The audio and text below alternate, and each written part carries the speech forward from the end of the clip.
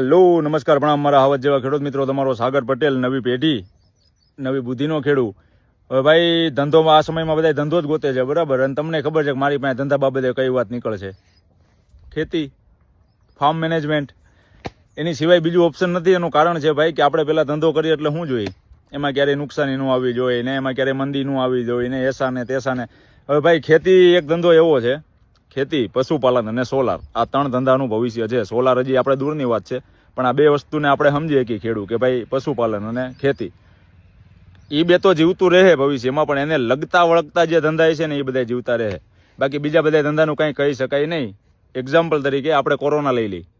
Corona યાદ છે ને બધાને, હું હતું ધંધાની પોઝિશન અને ખેતીવાડીની પોઝિશન હું હતી, ત્યારે પશુપાલનની પોઝિશન હું હતી, બરોબર. બીજું, ગમે એવડું યુદ્ધ થઈ જાય નાનું મોટું, ગમે એવડું યુદ્ધ થઈ જાય નાનું મોટું. જો કે આપણે અત્યારે લાઈવ એક્ઝામ્પલ અત્યારે આપણે બીજું લઈને તો ગેસનું, આપણે એને યુદ્ધને કાંઈ છે નહીં દૂર દૂર સુધી, તો એ જોવો છો ને ગેસમાં કન્ડિશન. આપણે ભાઈ ટેવાઈ ગયેલા એ ચૂલાથી, બળતણ અહીંયા મળે છે, ઓલા આવડા છાણા ઓનલાઈન જે છાણા મળે ને આવડા મળે, હોમ હવન કરવા માટેના, રસોઈ કરવા માટેના છાણા નહીં મળે. સમજો છો હું કહેવા માંગુ?